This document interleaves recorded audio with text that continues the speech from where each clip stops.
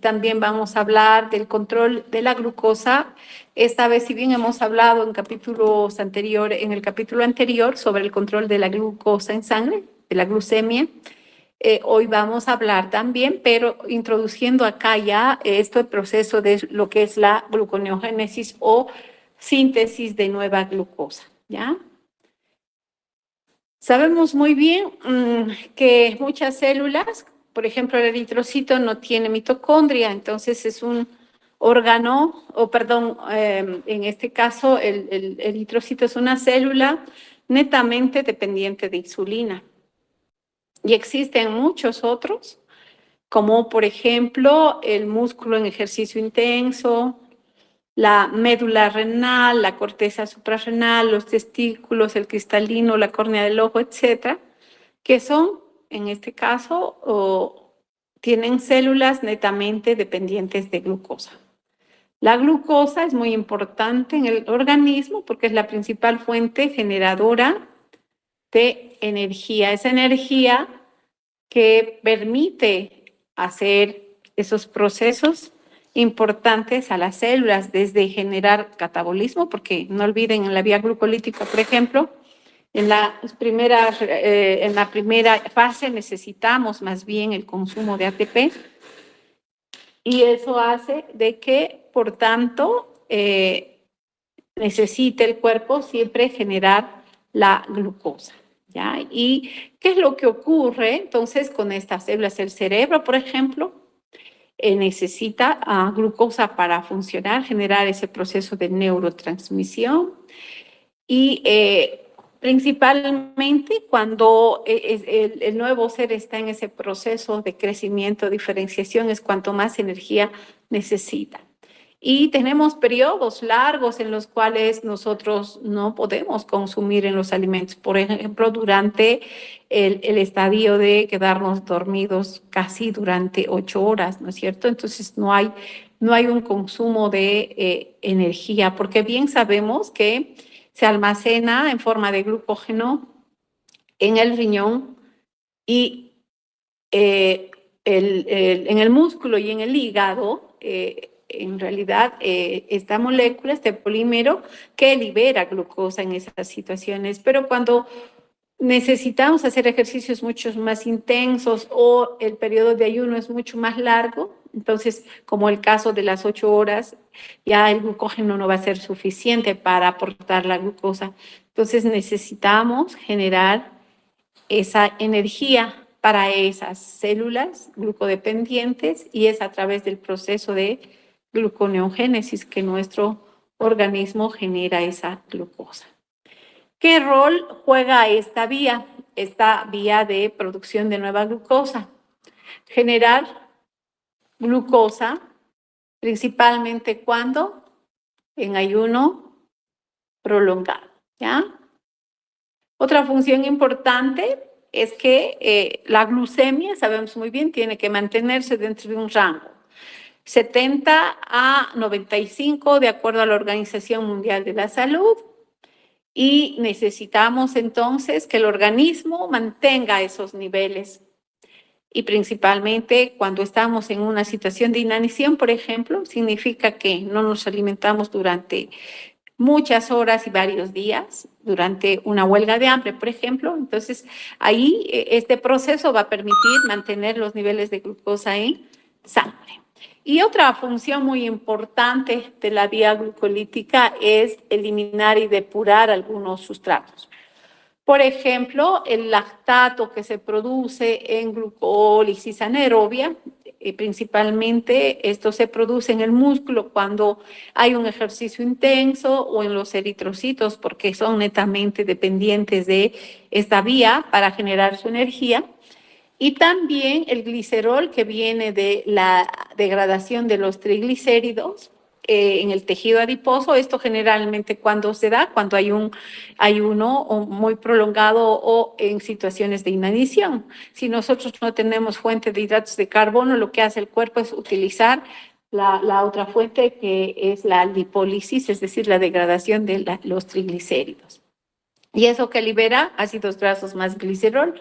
Entonces, el glicerol va a ir a ser transportado, igual que el lactato del músculo o del eritrocito, hacia el hígado, y es ahí donde se transforma en glucosa por este proceso, y de esa manera se elimina estas dos moléculas del organismo.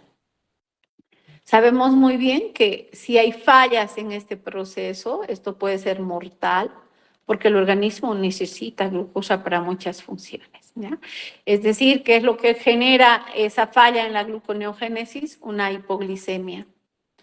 Y sabemos muy bien que cuando hay muchos estudiantes que a veces se desmayan, es precisamente por la falta de alimentación que han tenido, y esto que está generando una disfunción a nivel del cerebro. No olvidemos que el cerebro necesita bastante glucosa para generar ese proceso de neurotransmisión. Inclusive, si la hipoglicemia, como ya explicamos en el capítulo anterior, es baja y llega a ser esa hipoglicemia grave, puede llegar a generar el shock, el coma y la muerte.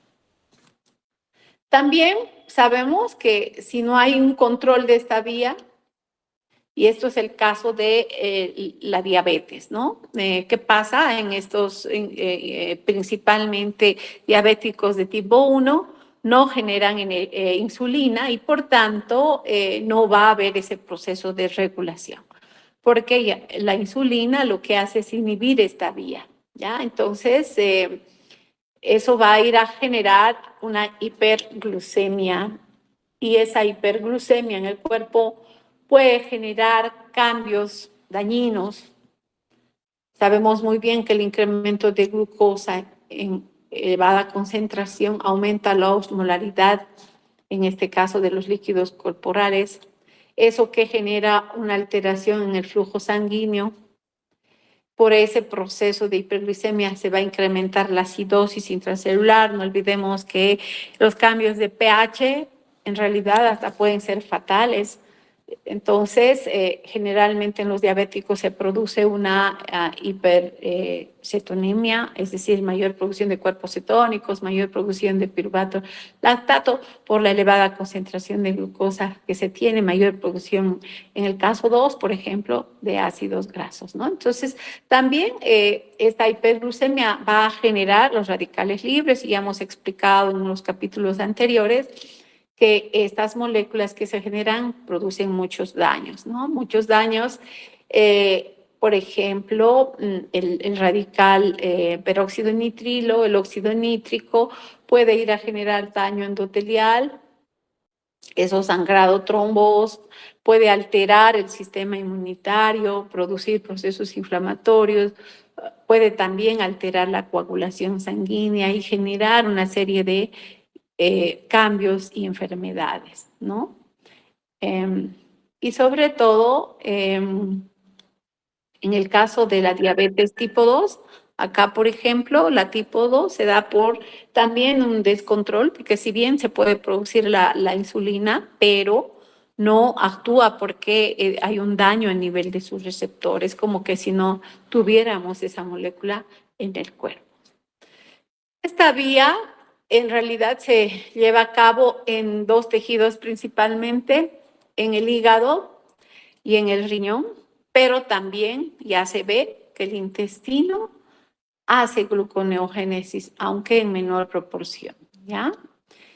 ¿Y qué es lo que pasa en el hígado? ¿Por qué el hígado mantiene esos niveles de glucosa en sangre? Ya hemos explicado en el capítulo anterior. Es a través de degradar el glucógeno y liberar glucosa a la sangre, ¿no es cierto? Y ahora la vía que vamos a describir es la gluconeogénesis, es decir, la formación de nueva glucosa a partir de intermediarios no glucogénicos, y de esa manera el hígado entonces es el principal tejido que mantiene esos niveles de glucosa en sangre a través de estos dos procesos, glucogenólisis y la gluconeogénesis. ¿Cuál es su función? Sobre todo en ayuno nocturno, el 90% de esa glucosa es generada por el hígado a través de esta vía. Y el 10% se genera a través del riñón. Entonces, el riñón es otro órgano gluconeogénico que va a producir la nueva glucosa, pero también puede llegar hasta generar un 40% de la glucosa en el cuerpo en esas situaciones de hipoglicemia, normalmente cuando el ayuno es muy prolongado, muchas horas de ayuno. Esto puede activar a que el riñón genere una mayor producción de glucosa. Y como les decía, el intestino también produce y hace algo de gluconeogénesis. Como bien ya manifesté, esto es importante para aquellos tejidos glucodependientes: cerebro, encéfalo, médula espinal, la médula renal, el músculo esquelético en ejercicio, el músculo cardíaco, el intestino delgado. Necesitan glucosa para generar energía y muchas funciones que tienen que llevar a cabo.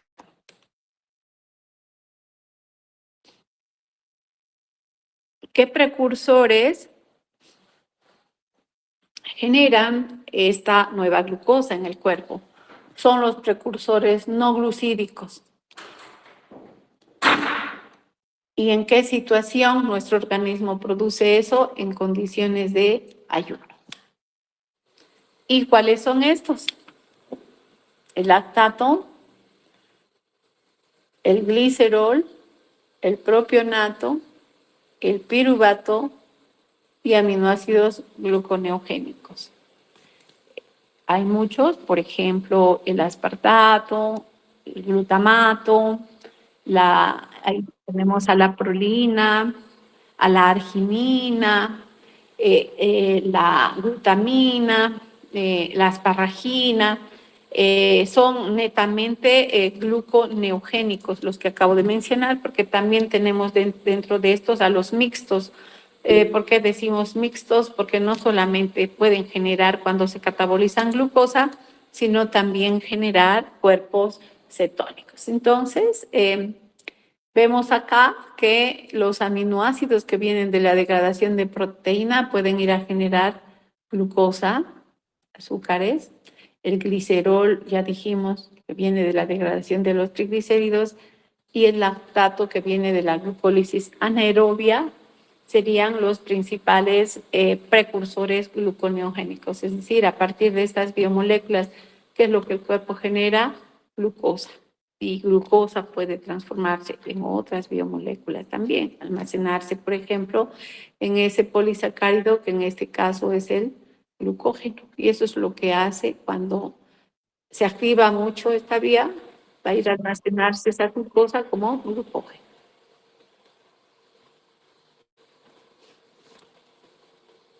¿Y de dónde vienen esos precursores gluconeogénicos?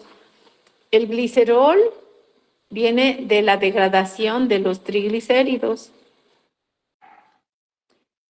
El piruvato viene de la transaminación de aminoácidos, en este caso alanina, por la enzima alanino-aminotransferasa, se transforma en piruvato.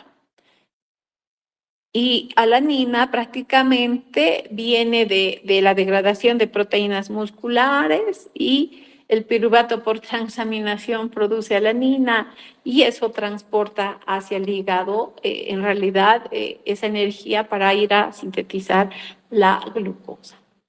Y sabemos muy bien que el ciclo de Cori está ligado a hígado y músculo. Y en ejercicio intenso que hace músculo produce lactato. Este lactato es transportado hacia el hígado para hacer ese proceso de gluconeogénesis. Entonces, eso es otro sustrato gluconeogénico. Y muchos aminoácidos que vienen de la degradación de proteínas tisulares, como ya mencioné hace rato, son conocidos como aminoácidos gluconeogénicos. ¿Por qué? Porque van a participar en la síntesis de glucosa.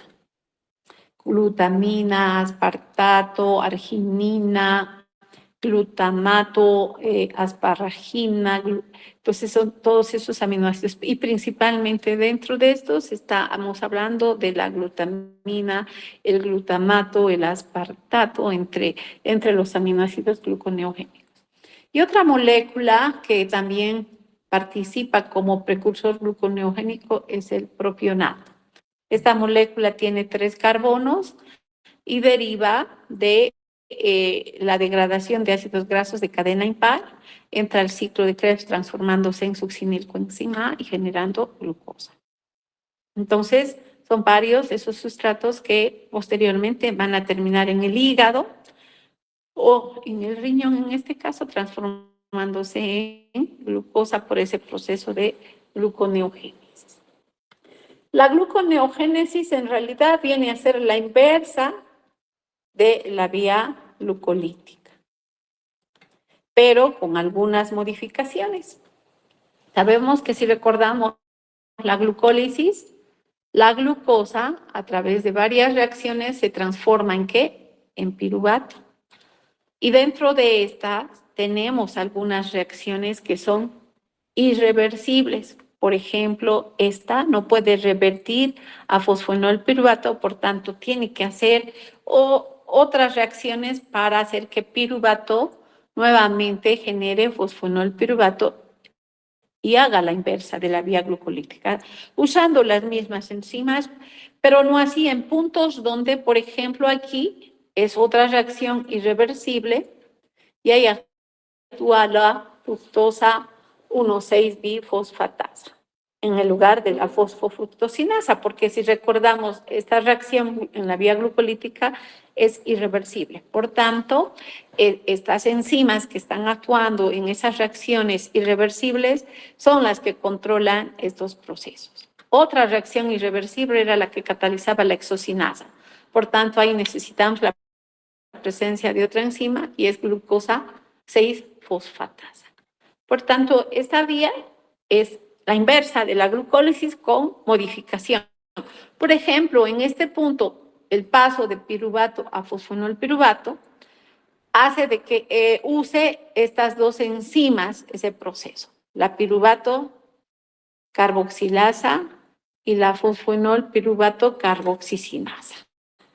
Vamos a explicar a detalle cómo es que estas enzimas actúan sobre, por ejemplo, el piruvato, la piruvato carboxilasa produciendo oxalacetato y este tiene que salir al citosol en forma de malacto y transformarse por esta enzima en fosfonol piruvato. Entonces, no es una reacción directa donde el piruvato se transforma en fosfonol piruvato, ¿ya? Vamos a explicar que existen sitios de ingreso a la glucólisis y dentro de estos, el primer sitio, antes de ir a los sitios voy a hablar de los rodeos, ¿ya? El primer rodeo en esta vía es la que es catalizada por estas enzimas, es decir, mediante reacciones que van a permitir que piruvato se transforme en fosfonol piruvato y revierta la vía glucolítica. El segundo rodeo, que es un punto de control, es la que cataliza esta enzima fructosa 2,6-bifosfatasa. ¿Y qué es lo que hace esta enzima? Actúa sobre fructosa 1,6-bifosfato, transformando entonces esta molécula en desfosforilando y transformando en fructosa 6-fosfato. ¿Quiénes hacen eso? Las fosfatasas. Y la enzima que hace ese proceso es la fructosa 1,6-bifosfatasa. Entonces, les decía, este es el segundo rodeo, es decir, el segundo punto de control de la gluconeogénesis. Y el tercer rodeo, es decir, el tercer punto de control es la que cataliza la glucosa 6-fosfatasa. ¿En qué está transformando la glucosa 6-fosfato? En glucosa libre, para que después, en este caso, esta glucosa pueda salir del retículo endoplasmático, como ya habíamos explicado en el capítulo anterior, y sea liberado hacia la circulación, ¿ya? Voy a borrar un ratito para que esté más limpia la imagen.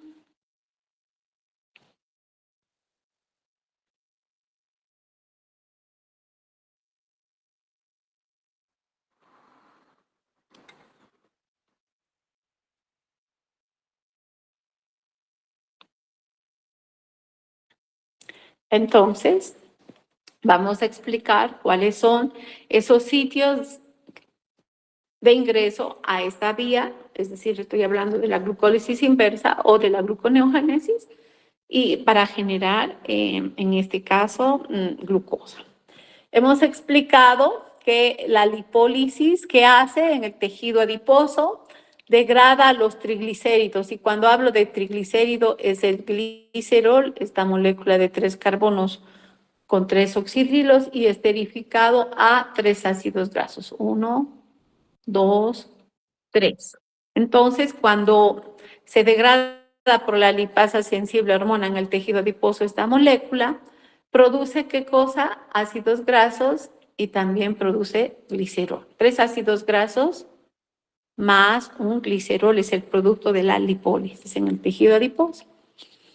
Y esta molécula, ¿dónde va a ingresar? A la vía glucolítica, produciendo ¿qué? Dihidroxiacetona fosfato. ¿Cómo lo hace? A través de una glicerol sinasa. Sinasa que hace fosforila, por tanto usa ATP, sale ADP, y el producto que va a ser glicerol 3-fosfato. Posteriormente, por una glicerol fosfato deshidrogenasa que está usando esta reacción, una coenzima NAD oxidada que sale NAD reducido, y el producto de esta reacción es la dihidroxiacetona fosfato. Si recordamos, esta es parte de la lanzadera glicerol 3-fosfato en realidad, y estas reacciones se generan en ese proceso y son parte también de generar esta molécula que es intermediario de la vía glucolítica. Sabemos muy bien que la triosa fosfato isomerasa transforma esta molécula en gliceraldehído 3-fosfato. Entonces, necesitamos estas dos triosas, hidroxiacetona, fosfato y gliceraldehído 3-fosfato, para producir fructosa 1,6-bifosfato y revertir la vía glucolítica y generar ¿qué? Glucosa. Otro punto de ingreso es piruvato. ¿Y piruvato de dónde viene? Viene del lactato. ¿Y lactato cómo se genera? A través del ciclo de Cori, es decir, viene de la glucólisis anaerobia. Cuando se genera principalmente esa vía en los eritrocitos y en el músculo esquelético en ejercicio intenso. No olvidemos que cuando hay hipoxemias, esta vía está activa y el producto de la glucólisis es el lactato. Sabemos muy bien que el lactato por la LDH, lactato deshidrogenasa, va a transformarse en piruvato. Y ahí usa NAD oxidado y el resultado es generar NAD reducido. Y esto en el hígado. Entonces, piruvato va a hacer una serie de reacciones y después va a ser la inversa de la glucólisis y el producto es la glucosa. Hemos hablado también que hay muchos aminoácidos gluconeogénicos que son los encargados de producir la glucosa. Y aquí tenemos este grupo que también produce piruvato. Alanina, cisteína, hidroxiprolina, serina, treonina, aquí inclusive falta metionina, triptófano, son aminoácidos que por procesos de catabolismo, en algunos casos transaminación, no sé qué ha pasado, ¿no?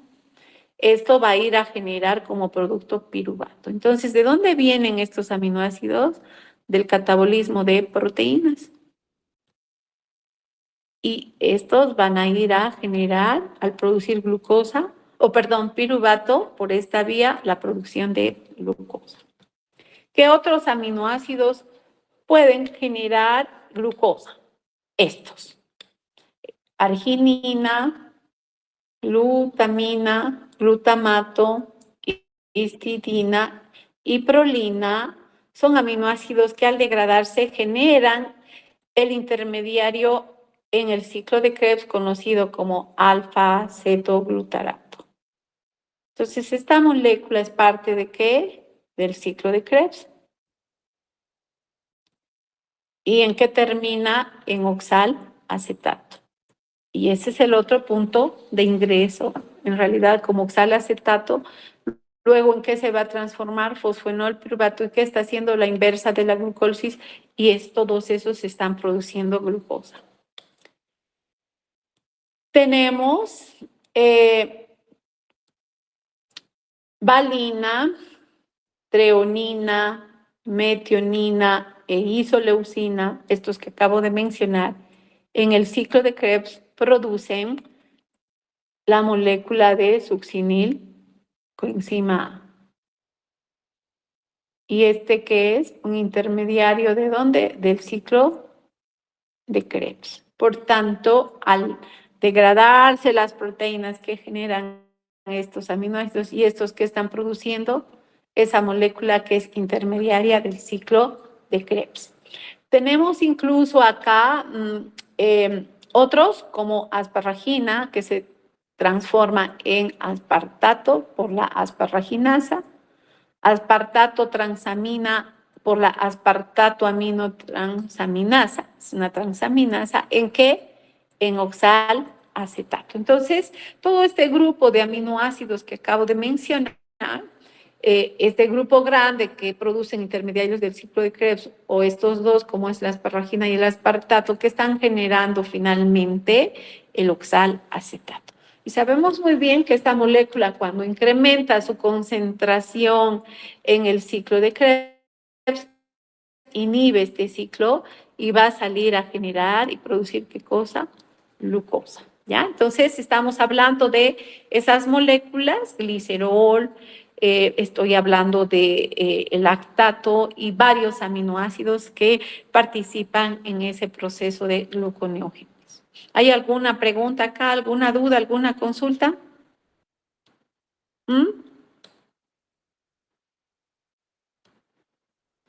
Bueno, ¿qué necesitamos para producir glucosa? Carbonos.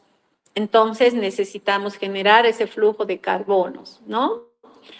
Y hay 3 ciclos que generan ese flujo: el ciclo de Cori, el ciclo de la glucosa alanina y el ciclo de la glucosa glutamina. Si recordamos el ciclo de Cori, sabemos muy bien que cuando músculo está en ejercicio intenso, ¿qué usa como energía? La glucosa. Y si hay mucho ejercicio intenso, eso que está consumiendo ese metabolismo, el oxígeno. Y eso que genera hipoxemias. Y la hipoxemia, ¿a qué vía va a hacer que entre esa glucosa? A la glucólisis anaerobia, el producto que es lactato. Entonces, músculo está generando hiperlacticidemia. Por eso los calambres, el dolor muscular, cuando nosotros hacemos ejercicio intenso, porque está incrementando el lactato. Entonces, necesitamos depurar ese lactato para evitar esos problemas en el músculo. Y el lactato va a ser a través de la sangre transportado ¿hacia dónde? Hacia el hígado. Y este lactato lo que hace es por la lactato deshidrogenasa LDH5, que se encuentra a nivel hepático, y por supuesto también es un marcador de daño hepático esta enzima, la lactato deshidrogenasa 5. Vamos a escribir aquí. LDH5 es un marcador de daño hepático, ¿ya? Esta enzima, ¿qué está haciendo? Transformando el lactato en piruvato, y ya hemos explicado hace rato, piruvato entra a hacer la gluconeogénesis y producir glucosa. Por tanto, hígado, ¿qué está haciendo? Transportando a la circulación glucosa y volver a llevar al músculo para que siga utilizando durante ese ejercicio intenso. Entonces, estoy hablando del ciclo de Cori. Una forma de transportar esos carbonos, entonces, de músculo hacia hígado es como lactato. Hay otro ciclo que se llama glucosa alanina. Seguimos en músculo. ¿Qué es lo que hace el músculo? Degrada la glucosa, produce piruvato. Y músculo también va a degradar proteínas, y eso que va a generar aminoácidos. Y el aminoácido que en este caso recluta el grupo amino es el glutamato. Entonces, aquí se genera más glutamato en ese proceso de degradación de proteínas, y va a transaminar en realidad generando entonces transamina el piruvato y el producto de esto es alanina. ¿Qué hace alanina? Es transportada a la circulación hacia el hígado y en el hígado alanina nuevamente transamina. ¿Cuál sería la enzimita que transamina de alanina a piruvato, chicos? ¿Cómo se llama? Alanino, amino, trans. Muy bien. Y esta enzima también podemos indicar que es un marcador de daño hepático. En el caso de hepatitis, cirrosis, o sea, cualquier daño que se esté generando, ese proceso inflamatorio y posterior daño, incrementa los niveles de esta enzima. Es el marcador. Se llama GPT también, ¿no? Entonces, cuando la GPT incrementa, ¿qué me está diciendo? Que hay daño hepático. Por tanto, alanina a través de transaminación se transforma en piruvato. Ya hemos explicado, piruvato, ¿qué va a hacer? Ese proceso de gluconeogénesis y que va a producir glucosa y esta nuevamente es transportada a la circulación a músculo. Entonces, músculo también participa cuando hay un estado de degradación de proteínas a nivel muscular en la producción de ¿qué cosa? De glucosa, es decir, a través de esa vía gluconeogénica.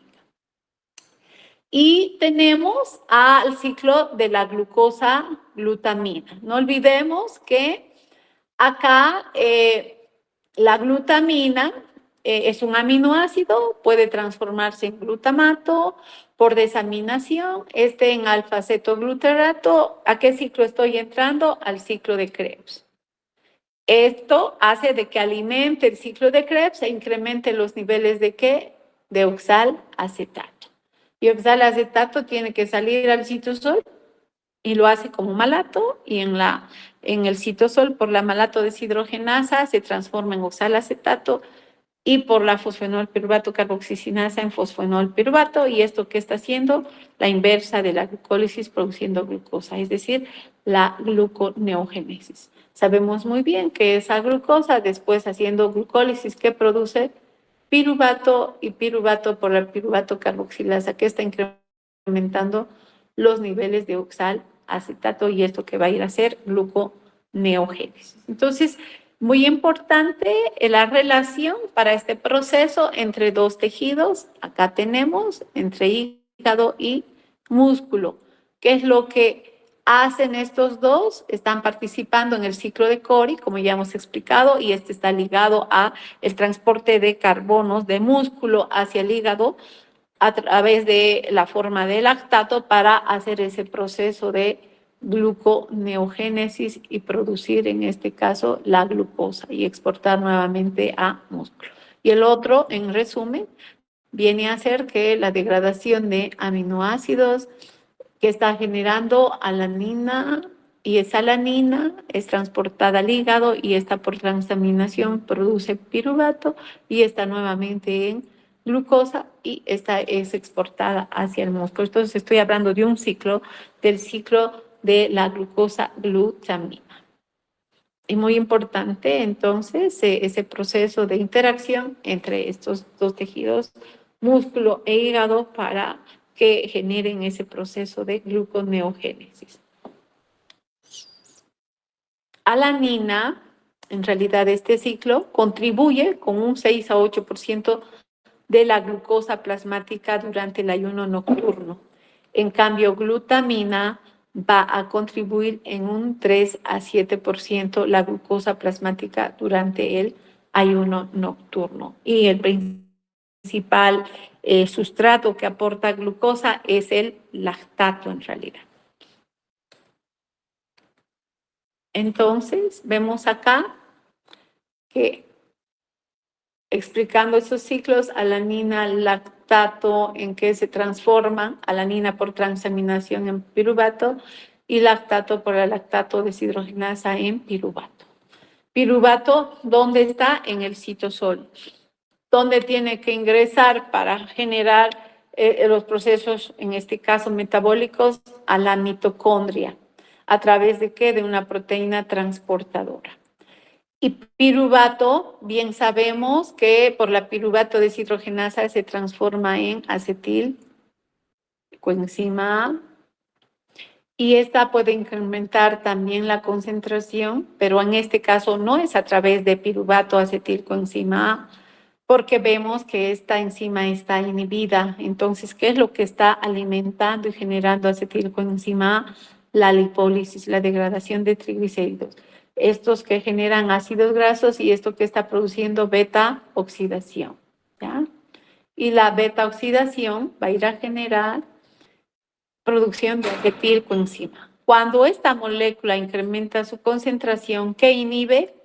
Piruvato deshidrogenasa. La beta oxidación que está produciendo NADH, y NADH que inhibe a la piruvato deshidrogenasa. Entonces, este proceso de paso de piruvato a acetilcoenzima para que después entre al ciclo de Krebs o en este caso la elevada degradación de triglicéridos esté produciendo cuerpos cetónicos, y eso es lo que se observa en un ayuno prolongado, ¿no? La cetoacidosis. ¿De dónde viene?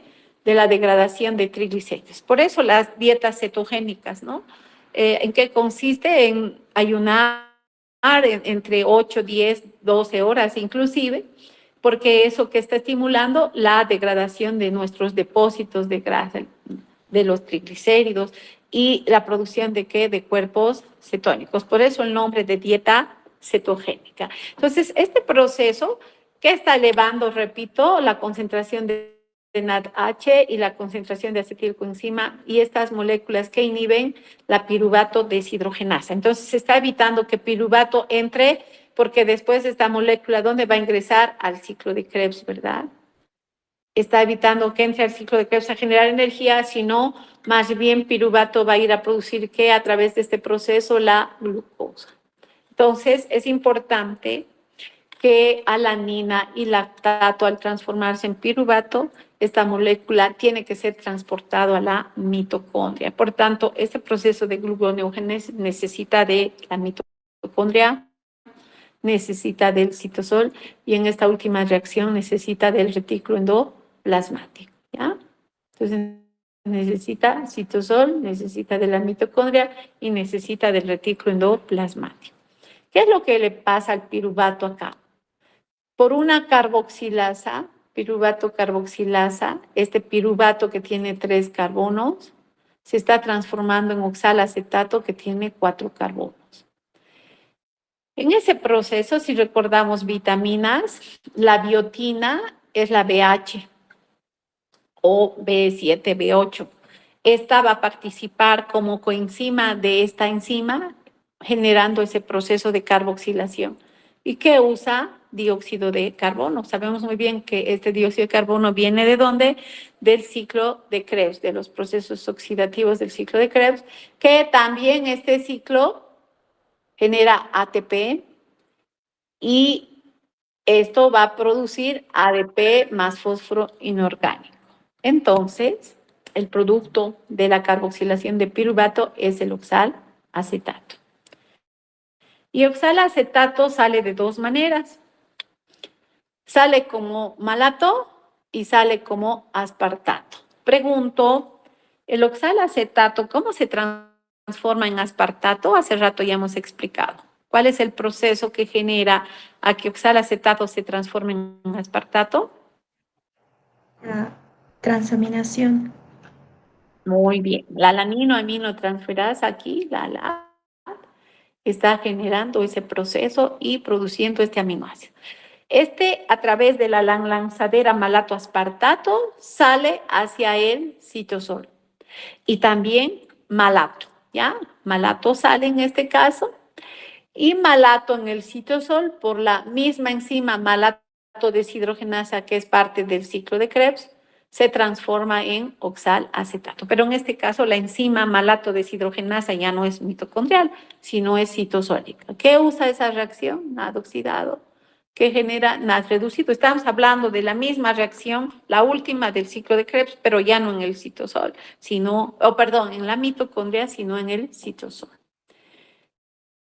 ¿Qué pasa después con oxalacetato? Se transforma en fosfenol piruvato por la enzima fosfenol piruvato carboxisinasa. ¿Qué está viendo aquí? uso de GTP. ¿Y dónde se produce ese GTP? En el ciclo de Krebs. En realidad, el ciclo de Krebs en el hígado, en el riñón, producen GTP como energía y no es ATP. Y este GTP se usa en esta reacción. Entonces, ¿qué sale? GDP, porque ¿qué está haciendo con este sustrato? Está descarboxilando, eliminando un carbono y haciendo un proceso de fosforilación y produciendo esa molécula de fosfenol piruvato de 3 carbonos. Ahora esta, a través de ingresar a la vía glucolítica inversa, con algunas modificaciones en algunas enzimas, va a ir a producir glucosa. Pero primero, ¿qué produce? Glucosa 6-fosfato, y esa tiene que ser transportada al retículo endoplasmático porque la enzima glucosa 6-fosfatasa está presente en el retículo endoplasmático y de esa manera que estamos generando la glucosa. ¿Está claro? En resumen, resumiendo, alanina, lactato producen piruvato. Esta molécula tiene que ingresar a la mitocondria, transformarse en oxalacetato, salir de esta como malato, en el citosol volver a producir oxalacetato y esta, por descarboxilación y fosforilación, generar fosfenol piruvato y posteriormente esta molécula ir a producir glucosa por ese proceso de gluconeogénesis.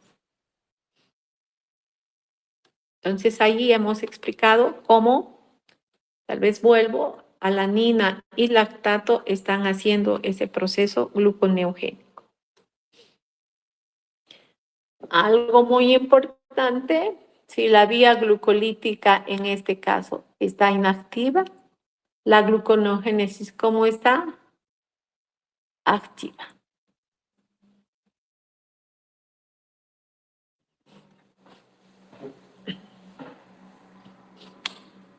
Si nosotros observamos lo que acabo de explicar en este paso, en la carboxilación de piruvato oxalacetato, ¿qué se usa? Un ATP. ¿Y qué se usa en el paso de el oxalacetato fosfenol piruvato en el citosol? Un GTP. Por tanto, ¿cuántos ATPs estoy consumiendo en estas reacciones? 2 ATPs. Y en la glucólisis inversa, en la reacción de fosfoglicerato sinasa, se consume también un ATP. Pero ojo, este proceso va a ser 2 veces porque si usamos un piruvato, producimos una molécula de gliceraldehído 3-fosfato. Para producir fructosa 1,6-bifosfato necesito también dihidroxiacetona fosfato. Entonces, ¿cuántos piruvatos requiero para generar una molécula de glucosa? 2. Por tanto, este piruvato va a ir a producir esta triosa y también la otra, el dihidroxiacetona fosfato. La condensación de estas dos va a producir fructosa 1,6-bifosfato y finalmente este proceso termina liberando la glucosa. Si nosotros calculamos, en esta reacción usamos un ATP, pero como son 2 veces, entonces son 2 ATPs que se utilizan. En total, viene a ser el consumo de 6 moléculas de ATP en esta vía, porque tenemos que multiplicar por 2, ¿no? 2 más 1, 3, como son 2 veces que se genera, en total 6 ATPs, la cantidad de energía que necesitamos para producir la síntesis de la nueva glucosa. ¿Qué involucra esta vía? Involucra el ciclo de Krebs, como ya hemos indicado, involucra la glucólisis e involucra también el retículo endoplasmático en esta última reacción, ¿no? Entonces, ¿dónde está el ciclo de Krebs? En la mitocondria. ¿Dónde se lleva la glucólisis? En el citosol. Necesitamos entonces la participación de la mitocondria, el citosol y el retículo endoplasmático para hacer este proceso. Pero va a depender mucho de qué sustrato está haciendo esa gluconeogénesis. Si nosotros hacemos la gluconeogénesis a partir de glicerol, no necesitamos mitocondria, solamente que este vaya a producir dihidroxiacetona, esto es parte de la glucólisis y hace la inversa y el producto de esto que es glucosa.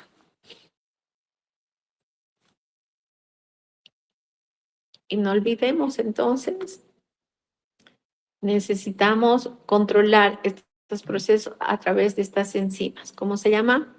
Piruvato carboxilasa, fosfonol piruvato carboxicinasa, la fructosa 1,6-bifosfatasa y la glucosa 6-fosfatasa. Entonces son las enzimas que controlan esta vía gluconeogénica.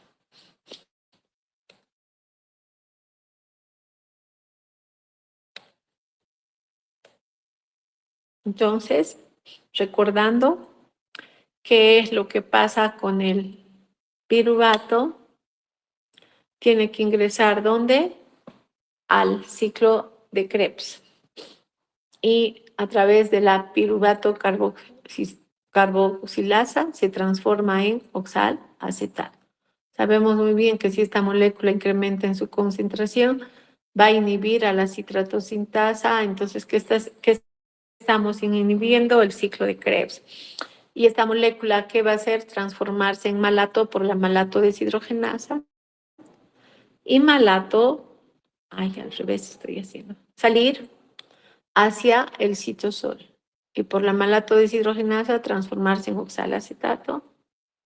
Oxalacetato posteriormente por la fosfonol piruvato carboxicinasa, en que se transforma en fosfonol piruvato. Y esta molécula es parte de qué vía, chicos? Fosfonol piruvato. ¿Parte de qué vía sería? ¿Ah? De la gluconeogénesis. No, de la glucólisis, ¿no? Fosfonol piruvato es de la glucólisis. Entonces, ¿qué va a ir a hacer esta molécula? La inversa de la vía glucolítica y producir glucosa, ¿no? Es decir, esto. Estoy acá, fosfonol piruvato, que va a ir a producir 2-fosfoglicerato por la enolasa. Si antes había deshidratación, aquí va a haber hidratación. 2-fosfoglicerato se va a transformar en 3-fosfoglicerato por la fosfoglicerato mutasa. La 3-fosfoglicerato por fosforilación usando un ATP se va a transformar en 1,3-bifosfoglicerato por la bifosfoglicerato sinasa. Y luego esta molécula por gliceraldehído 3-fosfato deshidrogenasa que usa NAD reducido y que va a salir NAD oxidado y el producto que es gliceraldehído 3-fosfato. Entonces pensamos en forma inversa la vía glucolítica. Si antes generábamos NADH, ahora esta vía que está usando NADH y que produce en esta reacción NAD oxidado y luego gliceraldehído 3-fosfato tiene que transformarse en dihidroxiacetona fosfato. ¿Cómo lo hace? Por la enzimita triosa fosfato isomerasa. Y estas dos, gliceraldehído más dihidroxiacetona fosfato por la aldolasa A, ¿en qué se transforma? Fructosa 1,6-bifosfato. La misma enzima de la glucólisis. Y aquí sí cambiamos, ¿no? Está en azul, la enzimita que va a actuar aquí desfosforilando la fructosa 1,6-bifosfato es la fructosa 1,6-bifosfatasa. ¿Dónde está liberando este fosfato que sale? En el carbono 1. ¿Y cuál es el producto? Fructosa 6-fosfato. Luego esta por una fosfoxosa isomerasa, ¿en qué se transforma? Glucosa 6-fosfato. Estamos haciendo la vía inversa de la glucólisis. Y glucosa 6-fosfato en el retículo endoplasmático tiene que ingresar a través de un transportador y por la glucosa 6-fosfatasa, ¿en qué se transforma? En glucosa. Entonces hemos hecho la vía gluconeogénica. Acabamos de describir los detalles. Y sabemos muy bien, haciendo un resumen, y esto ya lo hemos explicado, glicerol en que se transforma en dihidroxiacetona fosfato, y para producir glucosa necesito 2 triosas, entonces necesariamente isomerizarse en gliceraldehído 3-fosfato. Entonces aquí una molécula de dihidroxiacetona y otra de gliceraldehído se condensan para producir fructosa 1,6-bifosfato. Entonces, ¿Cuántos gliceroles requiero para producir glucosa? 2 gliceroles. Ya hemos explicado con detalle hace rato, el lactato y la alanina tienen que producir piruvato y esto entrar a la mitocondria, carboxilarse, producir oxalacetato y salir como malato y malato por la malato deshidrogenasa citorsólica en oxalacetato y esto generar por la fosfonol piruvato carboxicinasa, fosfonol piruvato y entonces pregunto, ¿cuántos piruvatos necesitaré en este caso para producir una molécula de glucosa?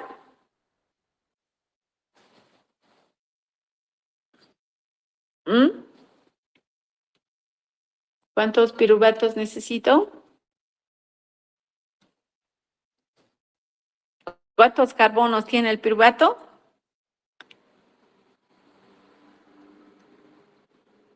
3 carbonos. La glucosa. Entonces pregunto, ¿cuántos piruvatos van a producir esos 6 carbonos? 2. ¿Mm? Por tanto, aquí necesitamos 2 piruvatos, ¿no? Por 2. Por tanto, 2 lactatos o 2 alaninas que produzcan piruvato para producir una molécula de glucosa. ¿Y por qué usa alta energía? Aquí está, ¿no? Aquí usamos un ATP, aquí un GTP, aquí otro ATP. Y como necesito hacer 2 veces este proceso porque este lactato va a ir a producir un gliceraldehído y necesito una dihidroxiacetona, entonces tengo que repetir 2 veces y el gasto ya no va a ser 3 ATPs, van a ser 6 ATPs. ¿Está claro? Y el balance neto de este proceso, ¿qué es? Lo que acabo de indicar. 2 piruvatos.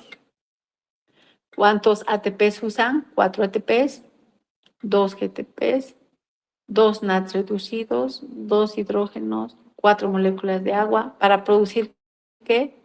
Una molécula de glucosa. Este ATP se transforma en ADP, entonces ¿cuántos ADPs? 4 se generan. ¿Cuántos GDPs? 2. ¿Cuántos fósforos inorgánicos? 6 y 2 moléculas de NAD. Si nosotros vemos estos 4 más estos 2, en total están haciendo 6 moléculas de ATP que consume esta vía. ¿Cómo se regula? A través de esas 3 enzimas. En realidad no son 3, son 4. La piruvato carboxilasa, la fosfonol piruvato carboxicinasa, la fructosa 1,6-bifosfatasa y la glucosa 6-fosfatasa. ¿Qué es lo que activa en realidad a esta enzima? El ATP, el incremento de acetilcoenzima A y más bien inhibe el ADP. Es decir, recuerdan en la glucólisis el ATP inhibía, acetilcoenzima inhibía, en cambio acá el incremento de ATP está activando, o digo el ATP está activando y el acetilcoenzima también. La fosfonol piruvato carboxicinasa, ¿qué es lo que activa? Hormonas, cortisol. ¿Qué hace el cortisol? Estimula a las transaminasas y las transaminasas que están generando sustratos gluconeogénicos, en este caso aminoácidos y piruvato, ¿no? El glucagón estimula la transcripción genética de fosfonol piruvato carboxicinasa. La adrenalina vía MP cíclico fosforila esta enzima y esta enzima fosforilada es activa. Entonces, el control de este proceso es hormonal en esta reacción, en esta enzima. La insulina, al contrario, ¿qué va a hacer? Inhibir este proceso. No solo inhibe la insulina a esta enzima, sino también a la fructosa 1,6-bifosfatasa. Incremento de insulina, entonces, ¿qué es lo que está haciendo? Inhibiendo esta vía. Si hay mucho AMP, ¿qué es lo que hace? Inhibe. Si hay mucha fructosa 2,6-bifosfato, ¿qué hace? Inhibe. Y el glucagón y el cortisol, ¿qué están haciendo? Activando. Porque ¿qué hacen vía AMP cíclico? Estas hormonas fosforilan y estas proteínas fosforiladas, ¿cómo están? Activas. Entonces, el glucagón activa la gluconeogénesis e inhibe la glucólisis, porque no olvidemos, esta vía tiene que estar inhibida. Y el otro punto es el control de la glucosa 6-fosfatasa. ¿Y quién activa aquí? La glucosa 6-fosfato activa la glucosa 6-fosfatasa. Entonces, estamos recordando lo que ya habíamos explicado en glucólisis. Todo lo que activa en glucólisis inhibe la gluconeogénesis. Voy a pasar. Y ahí tengo los aminoácidos gluconeogénicos. Recuerdan, hemos dicho que hay aminoácidos que producen este intermediario alfa-cetoglutarato. ¿Cuáles son? Todos estos. Glutamato, glutamina, histidina, prolina, arginina. Es decir, estos ingresan al ciclo de Krebs a degradarse, pero también al ingresar a degradarse, que están incrementando oxalacetato y esto que está yendo a producir glucosa. Lo mismo, valina, metionina, treonina y isoleucina, que están produciendo succinilcoenzima A, y succinilcoenzima incrementa oxalacetato y esto hace gluconeogénesis glucosa. De la misma manera, aspartato, tirosina, fenilalanina, cuando se degradan, que producen fumarato, y esto incrementa los niveles de oxalacetato y esto estimula la gluconeogénesis. De igual manera, aspartato, asparagina, que generan oxalacetato y esto glucosa. Entonces, estoy hablando de aminoácidos gluconeogénicos. Lo mismo, en este caso, alanina, glicina, cisteína, serina, treonina, triptófano, y aquí falta metionina, al catabolizarse que producen piruvato, y piruvato por la piruvato carboxilasa que generaba oxalacetato y esto que está yendo a generar glucosa. Entonces, todos estos que acabo de mencionar son aminoácidos gluconeogénicos. ¿Por qué? Porque están produciendo glucosa por esta vía de la gluconeogénesis. Pero hay mixtos, todos estos de color lila, alanina, cisteína, etcétera, tirosina, fenilalanina, isoleucina, y aquí todos estos, y voy a poner metionina también, porque metionina va a ir a producir, y treonina también, que está yendo a producir metionina, cisteína y cisteína, piruvato. Entonces, ¿por qué están en color lila? Y aquí metería también metionina, porque estos aminoácidos al producir piruvato también, piruvato por la piruvato deshidrogenasa, que produce acetilcoenzima A. Y esta molécula, por tanto, va a ir a generar ¿qué cosa? Acetoacetato. ¿Y qué es eso? Un cuerpo cetónico. Entonces, estoy hablando de aminoácidos mixtos. ¿Por qué digo mixtos? Porque producen glucosa y producen cuerpos cetónicos. Tirosina, triptófano, leucina y isoleucina están generando acetilcoenzima A. Y fenilalanina, tirosina, lisina, leucina también pueden ir por condensación a producir acetoacetato. Y estos son cetogénicos. Pero también hemos mencionado tirosina, fenilalanina, isoleucina, generador de glucosa. Entonces, esos serían mixtos. En cambio, estos dos, leucina y lisina, son netamente cetogénicos. Solo producen cuerpos cetónicos, no así glucosa, ¿ya? ¿Hay alguna pregunta acá? Hola.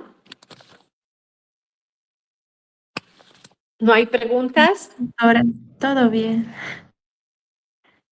Ya, y ya hemos explicado esto. Cuando hay lipólisis, ¿eso que genera? Glicerol. Y el glicerol tiene que fosforilarse en glicerol 3-fosfato. En el hígado hay una enzima que hace eso, es la glicerol sinasa. No olviden que cuando un tejido adiposo degrada, que está produciendo ácidos grasos y glicerol, y este glicerol tiene que ser transportado al hígado. ¿Para qué? Para ir a producir glucosa. Entonces, ¿qué está yendo a hacer? Gluconeogénesis, ¿ya? Y sabemos muy bien que la enzimita que transforma el glicerol en glicerol 3-fosfato es la glicerolcinasa en hígado o la enzimita glicerol 3-fosfato deshidrogenasa, ¿no? En los otros tejidos. Glicerol 3-fosfato deshidrogenasa en que transforma en dihidroxiacetona fosfato, y esto ya es intermediario de la vía glucolítica. Hacemos la inversa y que estamos yendo a producir glucosa. Y el propionato es otra molécula que en realidad produce, voy a ir atrás, propionato produce esta molécula, ¿ya? Es intermediario del ciclo de Krebs. ¿Y de dónde viene? Como ya explicamos, de la beta oxidación, pero en este caso, ¿de qué tipo de ácidos grasos de cadena impar?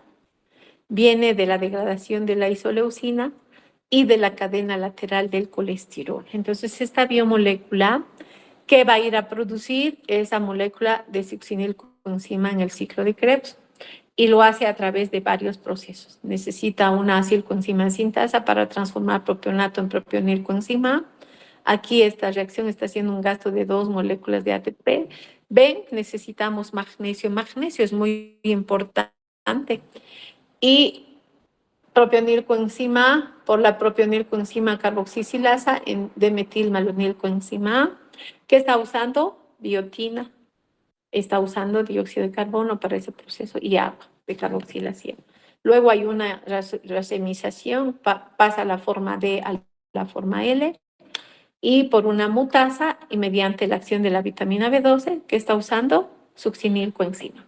No voy a preguntar el nombre de las enzimas, pero por lo menos algo muy importante que acá tenemos que saber es que este proceso usa como cofactor magnesio, está usando BH, es decir, biotina, está usando B12, muy importante, vitaminas, como hemos mencionado, para los procesos metabólicos. Y succinilcoenzima, que es un intermediario del ciclo de Krebs, va a ir a producir, si me voy a ciclo de Krebs, que está yendo a generar esta molécula, el incremento de oxalacetato, y esto, gluconeogénesis glucosa, ¿no?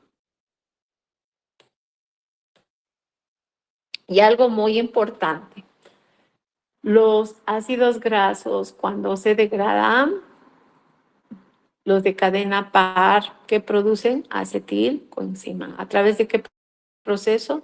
Beta oxidación. Y esto cuánto se da en ayunos prolongados, ¿no? Y no es productor de o sea, no hace gluconeogénesis, ¿ya? No va a ir a generar. Los ácidos grasos no son gluconeogénicos. ¿Y cuál es la enzima que dijimos que controlaba este proceso? La piruvato carboxilasa. ¿Y quién activa esta? Acetilcoenzima A. ¿Y qué tiene que inhibir acetilcoenzima? Piruvato deshidrogenasa, para que esto vaya a hacer ¿qué cosa? Gluconeogénesis.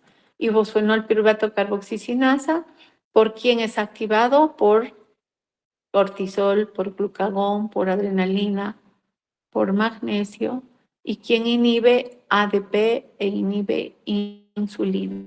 Y de esa manera se regula este proceso en esas dos enzimas, es decir, la piruvato carboxilasa y la fosfonol piruvato carboxisinasa. Tanto cortisol como glucagón, que están haciendo a nivel genético, estimulando la expresión de esta enzima, por tanto, estimulando la gluconeogénesis. Ya hemos explicado, la fructosa 1,6-bifosfato es otra que se regula. Quienes activan la regulación de esta enzima: glucagón, cortisol, el citrato, el ATP. Recuerdan citrato, ATP que hacían, inhibían la glucólisis, glucagón de la misma manera, y en este caso que está activado. ¿Por qué los glucocorticoides producen hiperglucemia? Porque están activando la gluconeogénesis. Entonces, cuando nos hacen un tratamiento con corticoides, la glucosa va a subir por este mecanismo de activación de esta vía. ¿Qué es lo que inhibe? Fructosa, 2,6-bifosfato y el AMP. Y no olvidemos, esta enzima requiere de cofactores. ¿Cuáles son? Magnesio, zinc y cobalto. Y la última enzimita que regula este proceso, bueno, aquí no está, fijémonos, entonces, la fructosa 2,6 bifosfatasa es parte de la glucólisis o de la gluconeogénesis, chicos.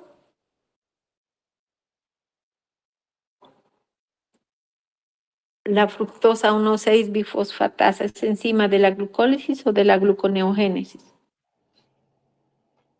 ¿Aló? De la gluconeogénesis. Sí, No, gluconeogénesis. Fosfatasa, no se olviden, es de la gluconeogénesis. Y la que controla a la inversa esa vía es la fosfofructoquinasa. ¿Parte de qué vía? De la glucólisis. Entonces, si recordamos, fructosa 2,6 bifosfato, ¿cómo se produce? Por esta fosfofructoquinasa 2. ¿En qué está transformando fructosa 6 fosfato esa enzima? En fructosa 2,6 bifosfato. Si este incrementa en su concentración, vemos aquí que está yendo a activar la fosfofructosinasa 1 y por tanto que está activando la glucólisis. En cambio, que está yendo a inhibir a la fructosa 1,6 bifosfatasa. Es decir, está inhibiendo la gluconeogénesis y lo mismo la AMP. ¿No? Entonces vemos ahí el glucagón, que es lo que va a hacer fosforilar a esta enzima. Y esta enzima fosforilada, ¿cómo está activa? ¿Qué estoy activando? La síntesis de nueva glucosa. El glucagón va a ir a activar, o digo inhibir a esta, ¿por qué? Proceso de fosforilación. Y esta enzima, en realidad, va a ir a activar nuevamente, ¿qué es lo que está haciendo? Transformando la fructosa 2,6 bifosfato en fructosa. Si este no incrementa en su concentración, que estoy inhibiendo la glucólisis, la glucólisis y que estoy activando la gluconeogénesis, porque no olvidemos, si esta molécula baja en su concentración, es porque esta enzima la destruye y en qué transforma en fructosa 6-fosfato. Entonces, si esta está baja, va a inhibirse la glucólisis y se va a activar la gluconeogénesis. ¿Está claro? ¿Comprendieron el mecanismo o no? sí, doctor. Hola. Ya. Y finalmente, pues acabo de mencionar, son hormonas que regulan este proceso, la inhiben, la insulina, adrenalina, el cortisol, los glucocorticoides y el glucagón. ¿Qué hacen con esta vía? Activa. ¿Me pueden decir qué hora es, por favor? ¿Qué hora tenemos? 8 de la mañana. 8. Ya. Y recordando lo que ya hemos visto, la insulina, cuando secreta el cuerpo, cuando aumentan los niveles de glucosa en sangre. Entonces, eso se genera ¿cuánto? En el estado de alimentación después de una comida. Entonces, es su función bajar esos niveles de glucosa en sangre porque este estado hace de que se incremente. Pregunto, la gluconeogénesis que incrementa los niveles de glucosa, y si están altos ellos, yo tendría que seguir activando esta vía, no, ¿verdad? ¿Qué hace la insulina? No olviden, inhibe la gluconeogénesis. Por tanto, en los diabéticos, repito, si no hay insulina, ¿qué va a haber? Hiperglucemia, ¿verdad? Entonces, la insulina activa la fosfatasa y fosfatasas, ¿qué hacen? Desfosforilan. Si la fosfofructoquinasa está desfosforilada, ¿cómo está? Activa. Y si la fructosa 2,6 bifosfatasa está desfosforilada, ¿cómo está? Inactiva. Por tanto, ese proceso, en lo que acabamos de explicar de regulación, está activando la glucólisis e inhibiendo la gluconeogénesis, ¿no? Estimula la glucólisis e inhibe la gluconeogénesis. ¿Por qué? Inhibe la actividad de la fructosa 2,6 bifosfatasa.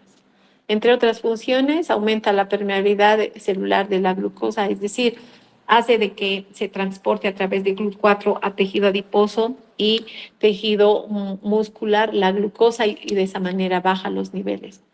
Hace que se incremente el almacenamiento de energía de los carbohidratos en forma de glucógeno.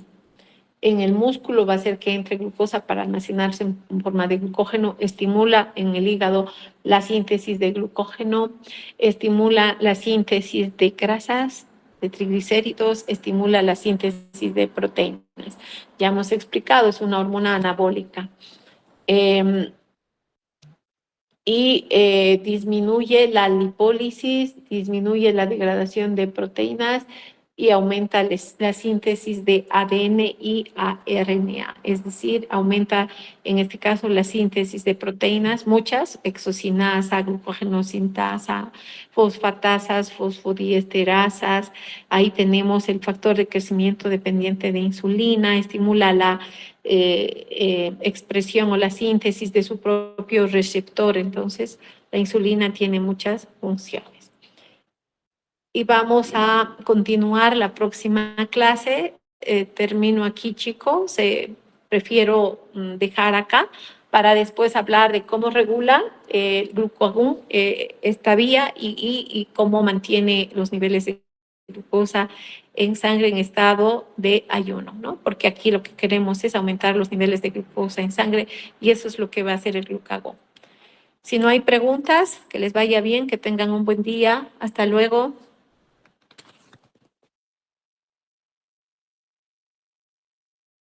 Gracias, doctora.